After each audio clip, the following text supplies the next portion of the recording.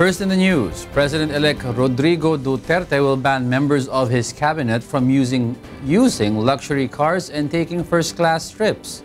Nel Maribohok is in Davao City to tell us why, live. Yes, Nel. Diego, under the incumbent administration, President Benigno Aquino III banned the members of his cabinet and other officials of the government from using wangwang. The administration of incoming President Rodrigo Duterte will strictly prohibit the members of his cabinet from using luxury cars and taking first-class trips overseas, as well as extravagant dining. Ang sabi niya sa amin during the meeting, pag tayo sumakay sa business class, kahit na tayo nagbayad noon dahil we can afford, yung economy, binili ng gobyerno para sa'yo, nagdagdag ka, hindi naman iisipin ng mga tao yun eh. Nakikita ng tao, naka-business class ka, binayaran ka namin. Bakit naman kailangan ka niyan eh? Pwede ka namang mag-economy, tsaka ang dami nga naghihirap sa atin.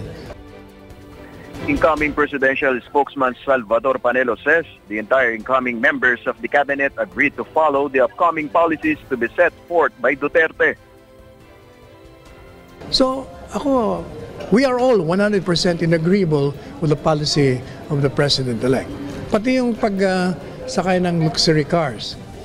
Marami sa amin na mayroong luxury cars, pero we agree na tama yon para yung tao walang masabi sa atin, yung ordinaryo lang na mga sasakyan.